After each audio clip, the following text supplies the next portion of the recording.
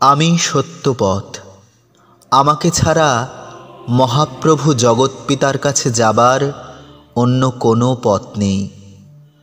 নরকে যাওয়ার পথ খুবই সহজ, সেজন্য অনেকেই সেই পথই বেছে নেয়। কিন্তু স্বর্গে যাওয়ার রাস্তা খুবই সংকীর্ণ এবং কষ্টকর। খুব কম লোকই সেই পথ দিয়ে যায়।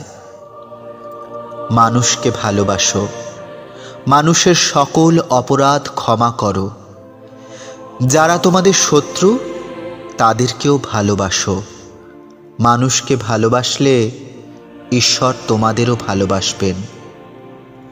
তোমার প্রতিবেশীকে সব সময় ভালোবাসবে। প্রতিবেশী বিপদে পড়লে সাহায্যের হাত বাড়িয়ে দেবে। মনে রাখবে, এই পৃথিবীতে আমাদের সকলকে পাশাপাশি নিয়েই বসবাস করতে হবে। সব সময় সততার দ্বারা কার্য সাধন করবে। অসৎ উপায়ে হয়তো সহজেই কোনো কাজ সাধন হবে, কিন্তু তার ফল হবে মারাত্মক। মিথ্যে কথা কখনো বলবে না। মিথ্যে কথা বললে আত্মার অবমাননা হয়। সত্য পথে থাকার চেষ্টা করবে। শিশু এবং নারীকে আলাদা শ্রদ্ধা জ্ঞাপন করবে। মনে রাখবে, এরাই হচ্ছে জগৎ সংসারের শ্রেষ্ঠ নিদর্শন। বিশ্ব প্রকৃতির সাথে একাত্ম হবার চেষ্টা করবে। নিজেকে বিশ্ব প্রকৃতির ক্ষুদ্রাতি ক্ষুদ্র অংশ বলে মনে করবে। কখনো বড় মানুষই করবে না। মনে রাখবে, ঈশ্বর সকলকে একই রকমভাবে ভালোবাসেন। সৎ কাজে মনোনিবেশ করবে। প্রথমে হয়তো একটু অসুবিধা হবে, কিন্তু দেখবে শেষ পর্যন্ত তোমার মন একেবারে পাল্টে গেছে। ঈশ্বরের করুণাধারা পাহাড় থেকে ছোট বস্তুখণ্ডে একইভাবে ছড়িয়ে আছে। ক্ষুদ্র বস্তুখণ্ডের মধ্য দিয়ে ঈশ্বরের মহত্ব প্রকাশিত হয়। অসৎ পথে চললে সাময়িক শান্তি লাভ করা যায় ঠিকই, কিন্তু ভবিষ্যতে অনন্ত দুঃখ কষ্টের জগতে প্রবেশ করতে হয়। তাই অসৎ পথ সর্বদা পরিহার করে চলার চেষ্টা করবে। জগৎ সংসারে সকলের জন্য ভক্তি বিতরণ করবে। একমাত্র ভক্তি দ্বারাই আমরা ঈশ্বরকে স্পর্শ করতে পারি। ঈশ্বরকে ভালোবাসবে, ঈশ্বরকে বিশ্বাস করবে, তার কাছে নিজেকে সমর্পণ করবে। সহজ সরল ভাষায় ভগবানের পুজো করবে। যেভাবে তুমি মা বাবা ভাই বোনের সাথে কথা বলো, ঈশ্বরের সঙ্গে সেভাবেই কথা বলবে। অতুল ঐশ্বর্য নিয়ে কিছুই হয় না। মৃত্যুর পর এসব কিছু তোমার সঙ্গে কি নিয়ে যাবে তুমি? কখনোই নিয়ে যেতে পারবে না। তোমাদের শত্রুকেও ভালোবাসো, কাউকে ঘৃণা করো না। তবেই তোমরা ঈশ্বরের প্রকৃত সন্তান হবে। পাপী তাপী মানুষকে দিতে হবে পবিত্রতার আলো। অন্ধকারের পথ থেকে মুক্তি দিতে হবে তাদের। তোমরা অন্যের দোষ বিচার করবার আগে নিজের দোষ বিচার করবে।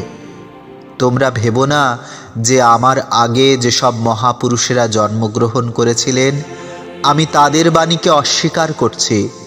আমি এসেছি তাদেরই সেই বাণীকে নতুন রূপ দেব বলে।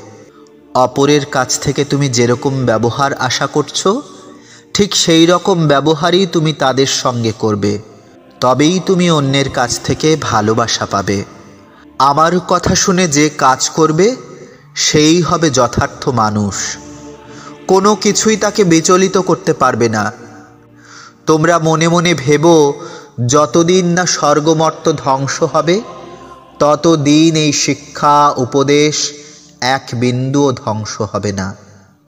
তোমরা দুঃখ করো না। আমার মৃত্যুর পর এই পৃথিবীতে স্বর্গরাজ্য প্রতিষ্ঠিত হবে। ঈশ্বরকে শুধু পিতা বলে স্বীকার করলে হবে না।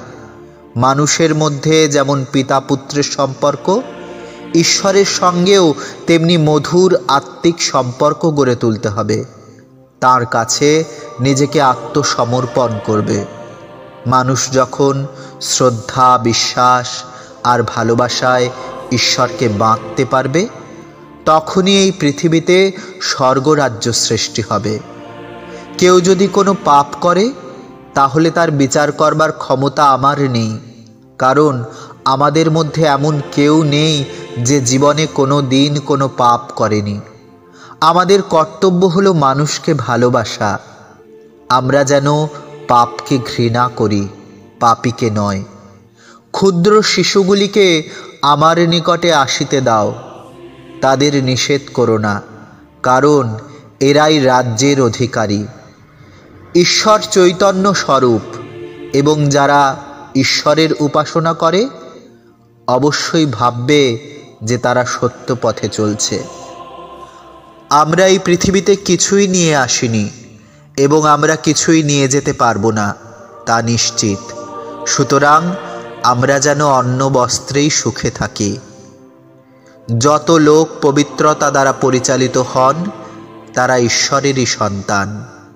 প্রতিদিন প্রার্থনা করো, হে আমাদের স্বর্গস্থ পিতা, তোমার নাম পূজিত হোক, তোমার রাজ্য প্রতিষ্ঠা হোক, তোমার ইচ্ছা যেমন স্বর্গে প্রতিষ্ঠিত, তেমনি পৃথিবীতেও পূর্ণ প্রতিষ্ঠিত হোক। আমাদের দৈনিক অন্ন আমাদের দাও, আমরা যেন আমাদের সকল অপরাধীদের ক্ষমা করি।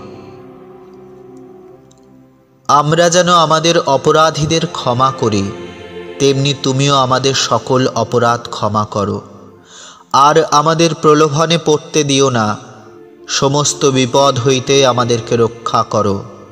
আমাদের বিশ্বাস বাড়িয়ে দাও।